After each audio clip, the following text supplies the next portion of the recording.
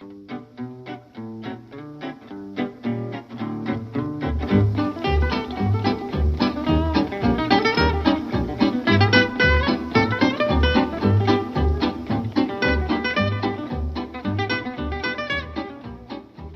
were born in Hawa. Yes, yes. Were you born to a farming family? No, my dad was employed by a bank. And so we got moved around from one town to another, all North Island towns. Right. And it just happened to be Hawera, where I was born. I was only there for 6 months. Oh, right. But my brother and sister, who are older than I am, they were old enough to remember Hawera, but I don't. Right. So where did you go after Hawa? Ooh, after Hawera, Dannevirke, then Tauranga. Oh, right. Yes. Wow. Then eventually Te Awamutu, which is where I had my high school years. Right. And then off to Auckland University. And you studied law there? Yes. Obviously. Yes. Yeah. Yes. Well, I did a double degree, actually. Oh. An arts degree and a law degree. Oh, an arts degree? Yes. That's interesting. Yes, nowadays double degrees signify law and commerce or law and property or something. Something that goes together. But no, I'm of an era where arts was still considered a worthwhile degree. So what inspired those choices then? Oh, well, I had very little to do with it. Again, I was of an era where you did what your parents sort of mapped out for you. Right. And my brother had been to Auckland as a law student also. So I was simply following the footsteps. And like a lot of people of my age, and I am 70, Right. You did what you were told, and you know, a pity really. I mean, I could well have done something else if I'd been in control of my own mind at that time. Right. But no, it was law, and law has been very good for me.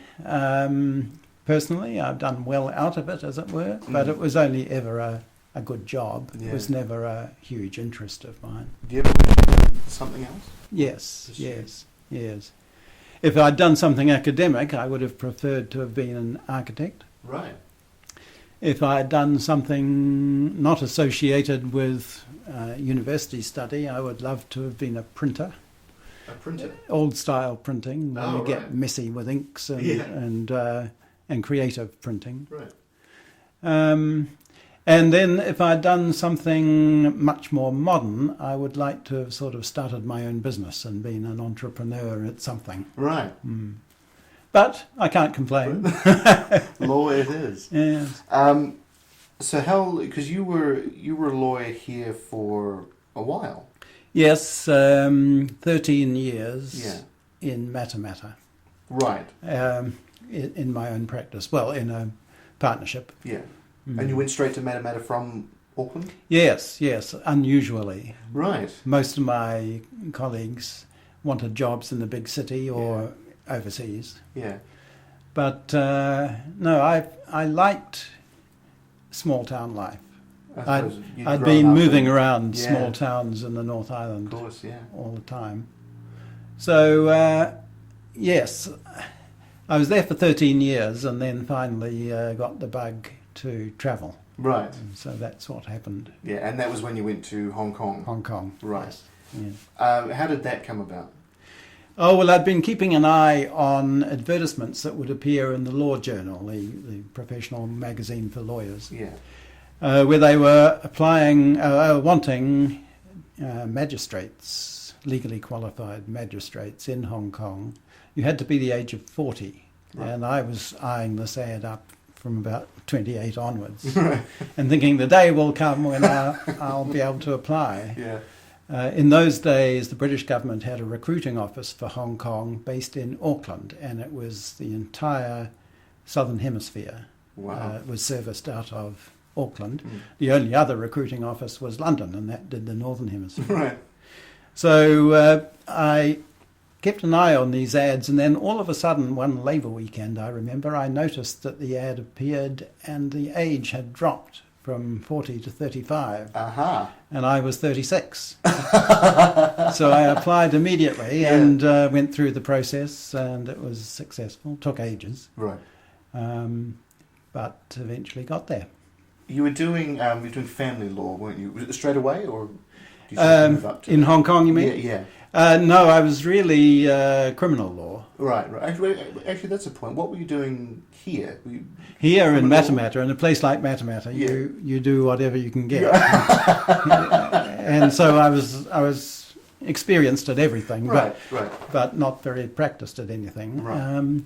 No, Hong Kong wanted, as a magistrate, you do petty criminal work. Okay. But the judiciary in Hong Kong works at a promotion system, so if you show any ability, you get promoted to the higher levels of the judiciary. Right. So after a few years in the magistracy, I moved up to become a district judge. And eventually I had time in the High Court, acting only. But then 1997 arrived and Hong Kong got handed back to China. Right. And I took the opportunity to retire from the law at that stage.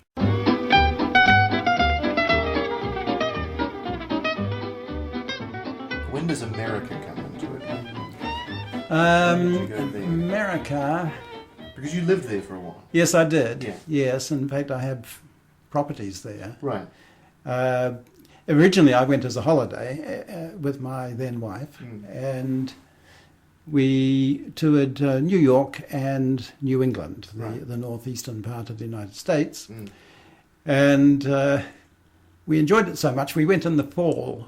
Autumn. Beautiful. So it's a sort of the wrong time to go if you don't want to like the place, because it was beautiful. And in fact, on that very holiday, we used a $500 traveller's check to plunk down the deposit on a piece of land, which was 3 or 4 acres in the middle of the forest in northern New Hampshire. Wow.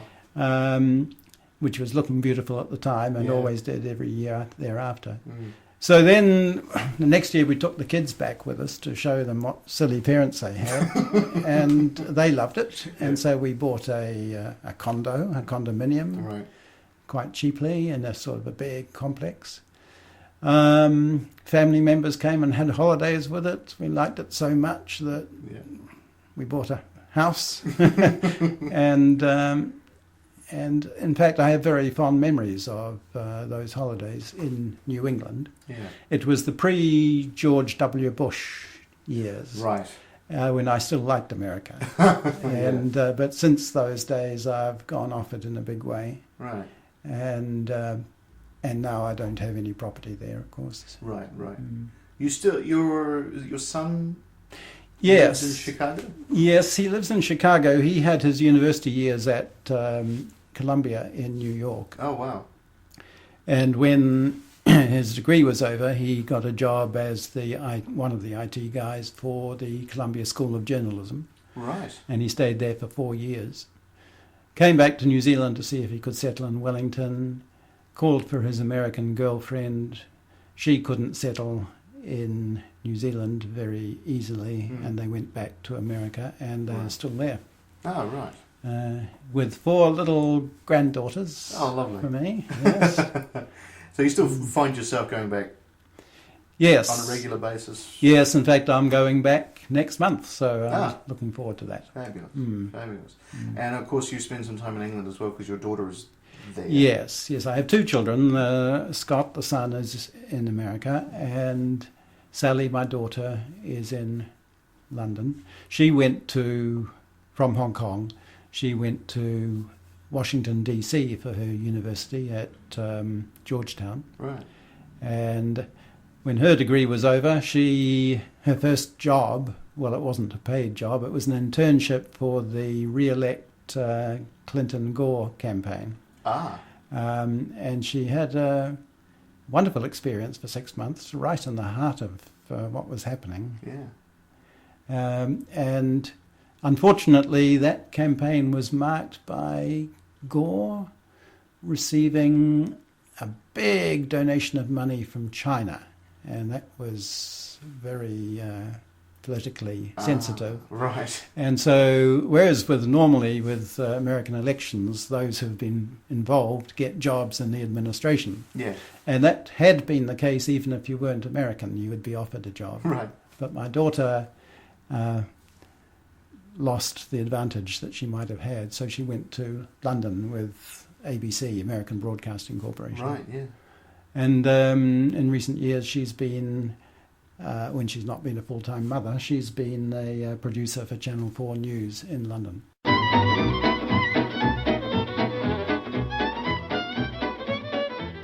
I haven't been too many obscure places. I've been the obvious places that you can imagine. Yeah. Brazil I loved. Ah. Cambodia was hugely interesting. These are the less obvious places I'm talking about now. Well, the Dominican Republic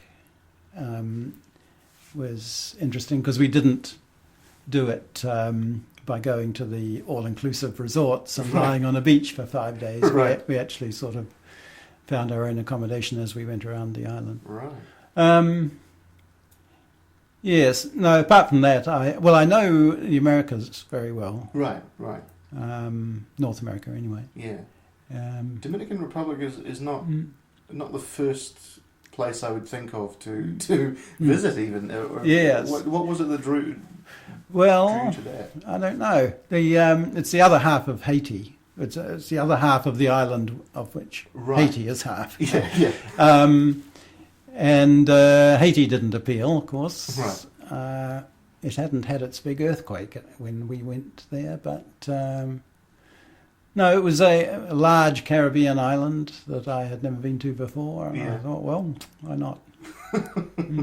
Where was the place you went to? I remember you saying that you were going to go somewhere, and then your daughter found a flight to some place you'd never heard of. Yes. So that was quite recently. Right. I was in England last November, and I wanted to give my daughter a break because she was in the first few months of her current pregnancy, and I thought I'd better get out. So give her a break from me. And my first idea was to go to Wales, but it was a bit late in the season, and even, getting around in the cold and the wet and tramping through railway stations wasn't very appealing. So my daughter, who was helping me with my logistic planning, said, well, for this sort of price, you could actually go to Madrid for a long weekend. Right. And while I was looking at Madrid, I realised that for indeed even cheaper, £99 return, I could go to Essaouira, which I had never heard of. Right. But it's in Morocco, and I'd never been to Morocco. So I simply went for a long weekend, or 4 days, in Essaouira, and it was fascinating. I got a good taste of Moroccan culture. Right. Did not lie on the beach because as I looked at the beach, I thought this is just the kind of thing that happened in Sharm el Sheikh and in Tunisia, where the people have come out with the machine guns and raked the beach with gunfire. Of course, But generally, I enjoyed the break. Is it a big place? I can't say I've heard of it. No. Well, it's on the coast. It's not, the obvious places are Casablanca and Marrakesh. Yeah, of course. It's trying to make itself into a tourist area. It's got a way to go.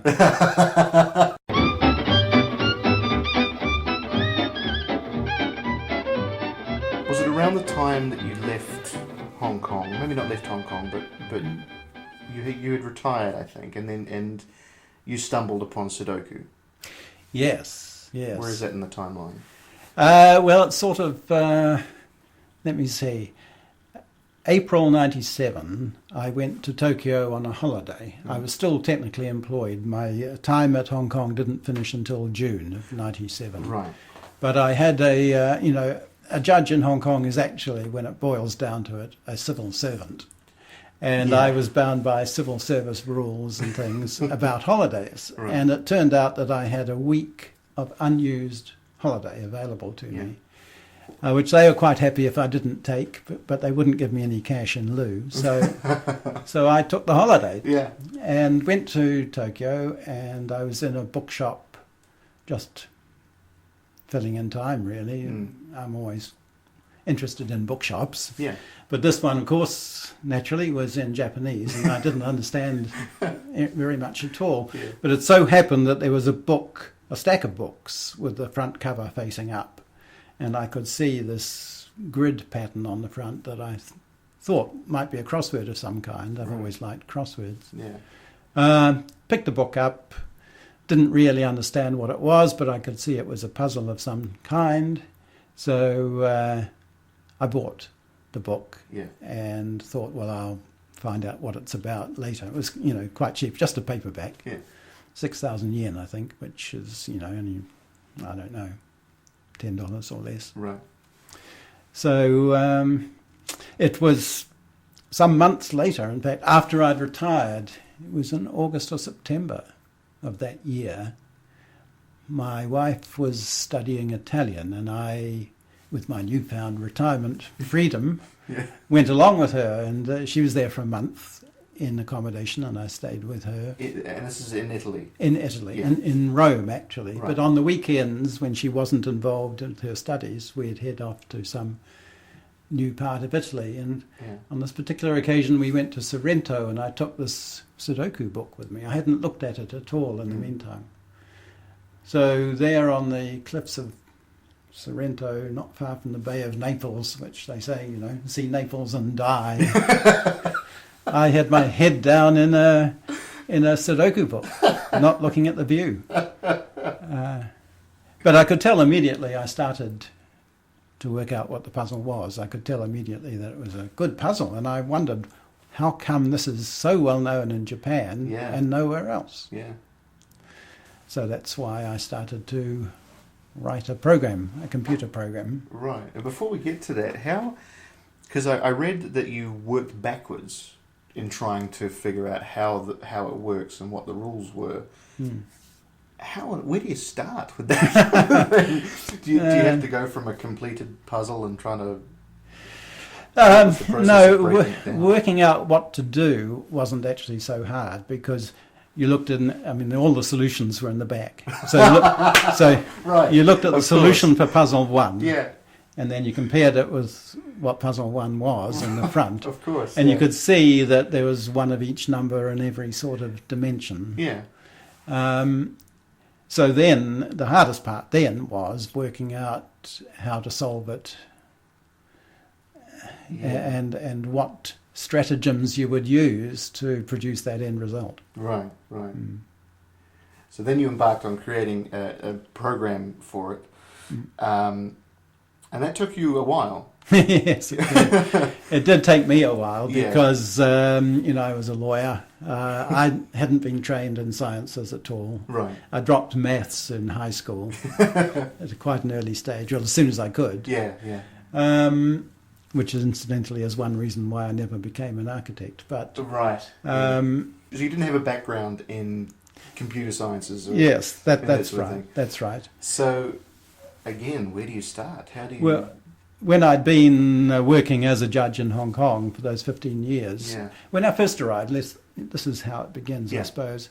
When I first arrived in 1982 in Hong Kong, the computer world was just becoming available to individuals. Right. Before then, it had been great big, boxes, rooms with hard frames in them. But anyway... so I bought a personal computer as soon as I arrived in Hong Kong, mainly to play games with. But then it was an Atari computer,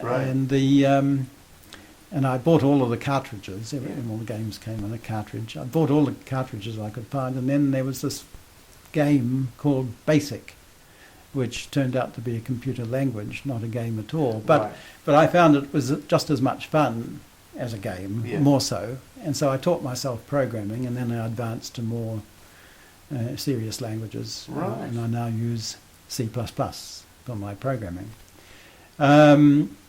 So I'd been a hobbyist programmer for those 15 years, and I'd always thought, when I retire, I'll take this up seriously and study it. Yeah. Not through a course or not at a university, but just from my own learning out of books. Devoting more time to it. Yeah.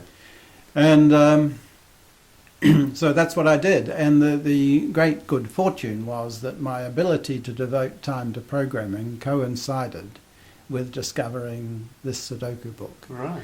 And I thought, well, as a first exercise in writing a program, I'll see if I can write a program that makes up Sudoku puzzles. Yeah. Not intending, except perhaps in the very, very back of my mind, that it would ever lead to anything. Right. So it took me a long time because I was teaching myself serious programming. Right. Mind you, the 6 years business is a little bit of a advertising puffery in the sense that it's a bit like Cecil B. DeMille's 6 years in the making. You know, it sounded good. Yeah. And certainly it did take me 6 years, but I don't mean to indicate that I spent every day working on it. In fact, if I'd known that I had a Sudoku phenomenon on my hands, I would have buckled under and done it a lot faster. Of course, yeah. But no, that's just the way it worked.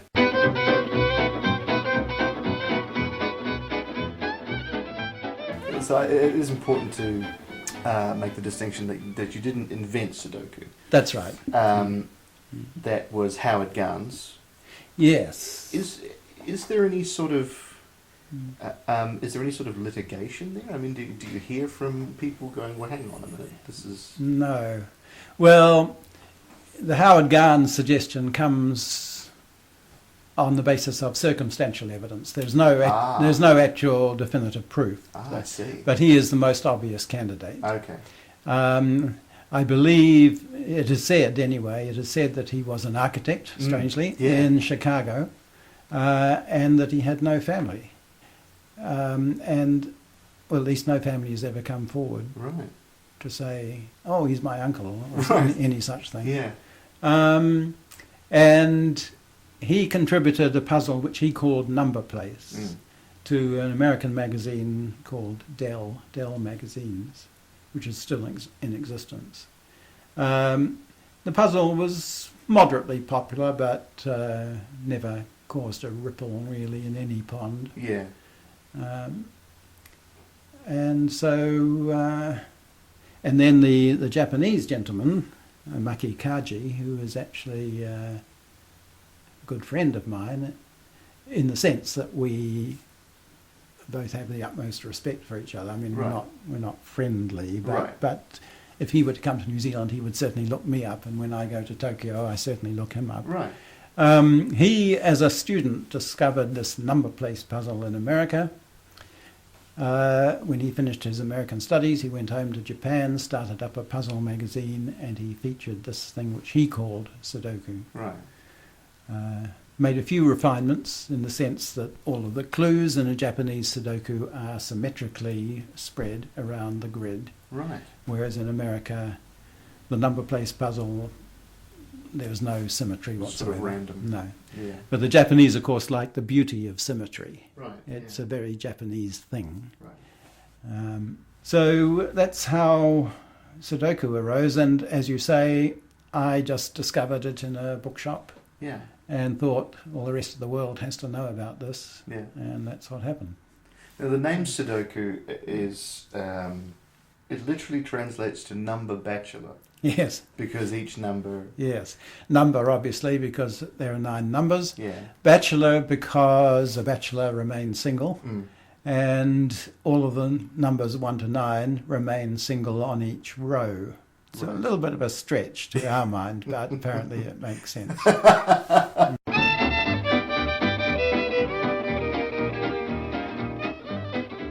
The paper you're probably thinking of is the Times in London. Yes, that is the one. Yes, yeah. yes. And it was only a matter of weeks, wasn't it, that after you gave it to them? Yes. Well, I went along to them. I was staying in London at the time with my daughter. I'd finished the program, and I thought, I spent 6 years off and on it. this is the big crunch time. If I can get the Times or a national newspaper interested, it should take off from there, because I believed in the puzzle. Yeah. And one of my purposes was not necessarily to make money, although I'd take whatever was going, thank you, but it was really to spread the interest in the puzzle, which I thought was a great puzzle. Yeah. Anyway, I went along unannounced to the Times office, and that was quite an exercise getting through the front door, because it was post 9/11, and simply getting in was a difficulty. Yeah. I'd researched the name of the features editor, Michael Harvey, and I thought I'll ask for him by name as if he's expecting me. Because I didn't want to ring him up and say, "Hello, Michael, my name's Wayne Gould. I've got this puzzle I want to show you," because I imagined I'd hear the groan right over the phone lines. I thought I had to confront him face to face. So he was very kind in a way, but I did have to wait for a couple of hours in the lobby until he got time to come down to see me. I wasn't allowed up to his office. Right. And I knew I'd have about 60 seconds in which to attract his attention. Yeah. Otherwise, he'd be saying, no, we're not interested, go away. Yeah. So I had various strategies. Most interesting one possibly is that I had bought that morning's Times newspaper, and I had virtually created a forgery using the skills that I'd picked up hearing forgery trials in Hong Kong. And I had inserted a pretty good forgery of that paper with a Sudoku puzzle in it. I'd shifted the other puzzles around, made space, put in my puzzle. When you looked on the back of the page, it was a giveaway, you could see nothing matched. But when you looked at the puzzle page, there was my puzzle already in the paper. And that was to avoid him saying, "Oh, no, we haven't got room for any more puzzles." So that worked well. And by the time we finished that meeting in the lobby for 5 minutes, I went home. It took about an hour on the tube to get home. And when I got home, there was an email from Michael Harvey saying, "We are very interested. Please don't show this to any other newspaper until we've put it through our formal procedures." And then 2 weeks later, it appeared in the newspaper. Wow. And then I read, so far everything I've read has been kind of incorrect, so please do correct me. It was a couple of days or something that another paper had a Sudoku puzzle. Yes. Well, when that someday in November 2004, on the Friday, there was an article, 2-page article, about this new puzzle they were going to start on Monday called Sudoku, and it was an interview with me, a story, background photos, and 3 sample puzzles, easy, medium, and hard. And people were challenged to see how far they could get. And the series was going to start on the Monday. But that Monday morning, the Daily Mail produced a puzzle which was virtually, well, it was Sudoku. They called it Code Breaker or something, code number or something. But it was a Sudoku. So within the space of 3 days, the rival newspaper had acquired a source from Japan, no doubt. Right. And copied it. Right.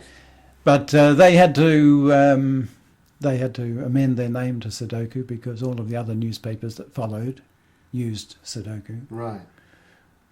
And it was probably within the space of about 3 months, all of the other newspapers were carrying a Sudoku. I think they had to. I've never been privy to the actual marketing details, but judging by the warmth with which I was greeted by the editor of the Times and everyone else at the Times, I think Sudoku had done wonderful things for their circulation. Right.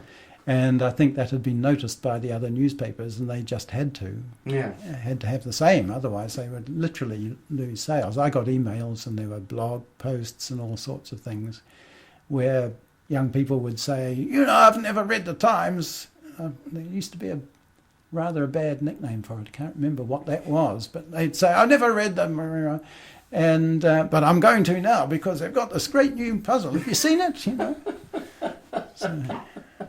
So, do you have to provide permission for these other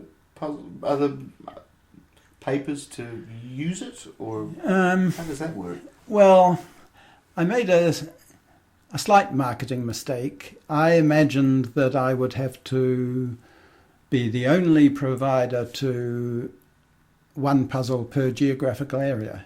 Right. In other words, and because all of the newspapers in England are national, unlike America where they're all city-based, right, yeah, or state-based, yeah, except for USA Today.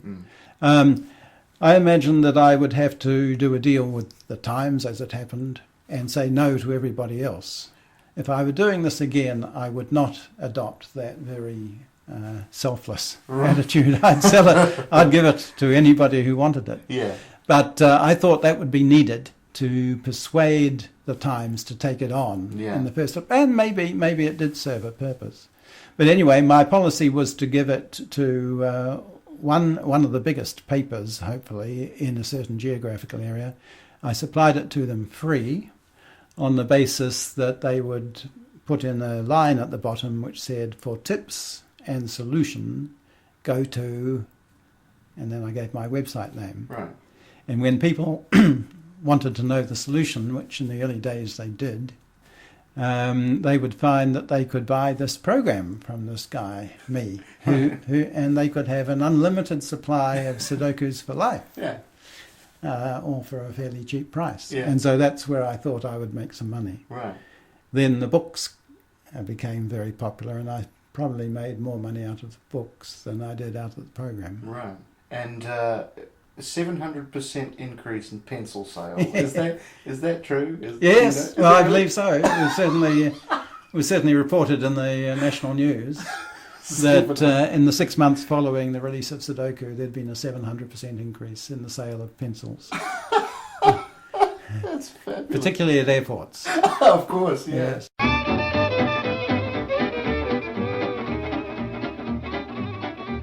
you were one of Time Magazine's people who shaped the world in 2005. That's right. Yeah. That was fun. Alongside, Philip Seymour Hoffman and Meryl Streep, and that's my gosh, right. The list is yes, that was fun. The doorbell rang one day, and it was an invitation from Time Magazine, delivered by courier, just an invitation for me to keep May the whatever it was date free. Yeah. And that's all it said. And I thought, because it was about, I think it's about this time of the year, about end of March, early April, that they announced their 100 list for each year. Right. I'm not sure about that, but this invitation was delivered before they'd announced the list. Right. And I thought, goodness, does this mean... Either it means that my 15 months of fame is really getting me places that I hadn't thought, or maybe I'm going to be on the list. I could hardly believe that I'd be on the list. Right. Something as trivial and stupid, really, compared to the discovery of, new planets or whatever. Yeah. No, but it turned out that's what it was, and the dinner was a remarkable event. 300 people of the most, amazing calibre all in one room at the one time. Wow. Yeah. I met but didn't necessarily talk to Will Smith, Jennifer Lopez, Isabella Rossellini. Oh, wow. That's in the... Philip Seymour Hoffman was on my list, but he couldn't come to the meal, the dinner. Shame. But there were all sorts of other people. John McCain, right, who was about to become a presidential candidate, I think. It would have been just about, or perhaps he had been, I'm not sure. Condoleezza Rice, who was the Secretary of State at the time, she wanted to talk to Dan Brown. I did talk to Dan Brown because I actually, oddly enough, this is the most shameless name dropping. I actually know Dan Brown, or at least I know his parents. They Right. used to live beside us in New Hampshire, and we'd have Really? dinner parties at each other's places. Oh. Lovely couple, Dick Yeah. and Connie Brown. So yes, I met Dick Brown because I gave a talk in my small town in New Hampshire about Sudoku, and I did a book signing beforehand, and this man came up and said, "Would you sign my book?" And as I was signing it, he said, "You'll be going to the dinner." He said, "My son's going to be there." And I looked up and I said, "Oh, really?" And as soon as I saw the face of Dick Brown, I recognised Dan Brown. He just looked exactly Really? the same. So they were lovely friends. Yeah. So it is all, because I was going to ask about the process and whether they get your permission to use your image, or did they take a photo specifically, or This is for what? for Time? Sorry, For Time? For Time magazine. No, they used, oddly enough, they used a photograph that had been taken at Lucca in Italy at the first World Sudoku Champs. Right. Yes, so it was just a public photo that they blew up just the face of it. Yeah. Yeah. And put it along with the other 99 others on the cover of Time. I'm very proud to say that I have been on the cover of Time magazine. You really have to look for it.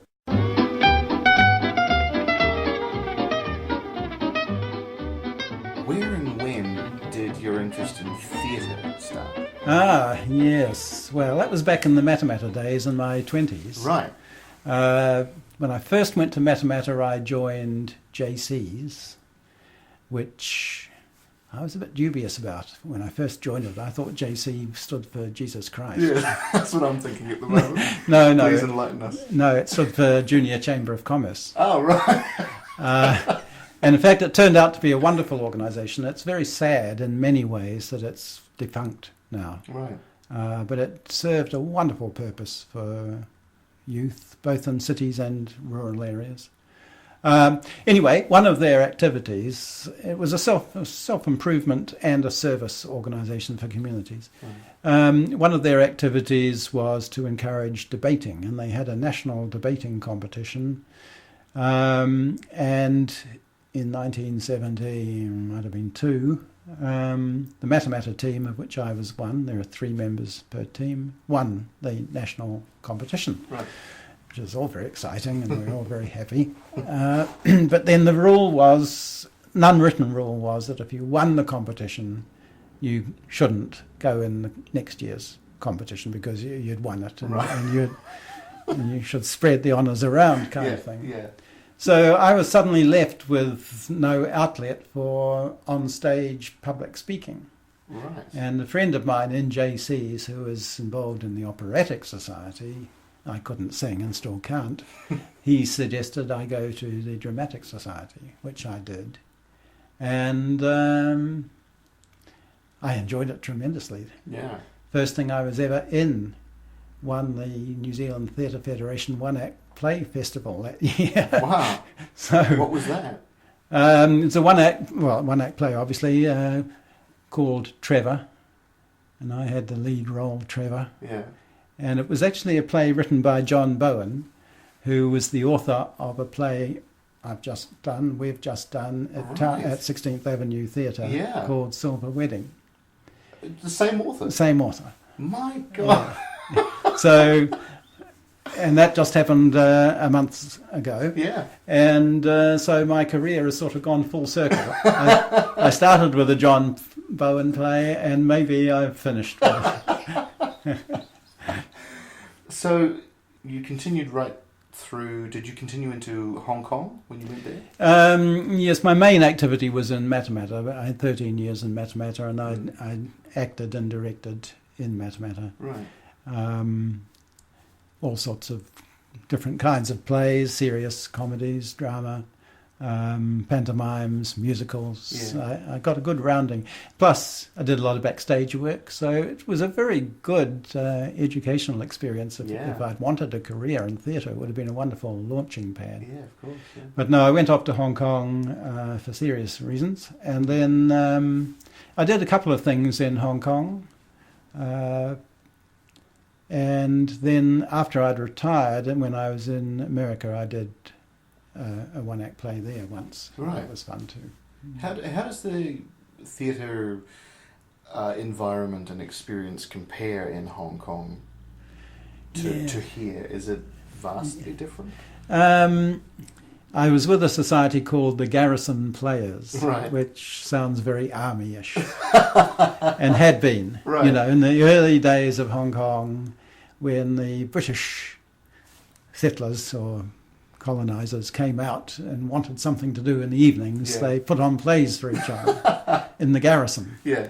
And so this was the Garrison Players. But by the time I arrived, of course, it was very similar in many ways, except people didn't have the time and dedication which they have here. Right. It was very much more of a hobby thing. Yeah. But the standard was good, and the theatres were good. Yeah. The Garrison Players didn't have their own theatre. Right. They hired one of the many choices in Hong Kong's high-rises, which are fabulously equipped, and the seating is plush. And so it was a different experience, but still recognisable. Yeah, and you would do English plays or plays in English? Plays in English, yes. Yeah. Although, yes, I mean, the Cantonese side of things has a very, very active theatre of its own. Right. But it's not accessible to me, of course. Right. I tried to speak Cantonese, and I can speak a little. Yeah. I can understand much more than I can speak because I heard Cantonese in my courtroom every day for 15 years. Yeah, of course.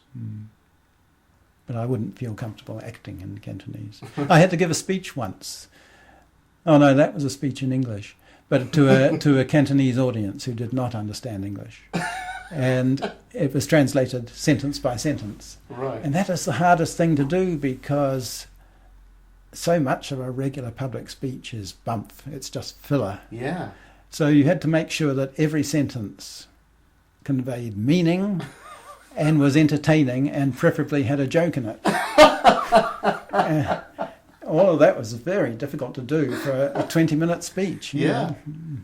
So are they quite efficient in their speech? They're not sort of as colloquial as us? Oh no, they're very colloquial. Oh, they are? Yes, they will make a nickname for anything. Right. And then they'll shorten names if they can. Really? Into just a few initials, and that becomes the regular name before long.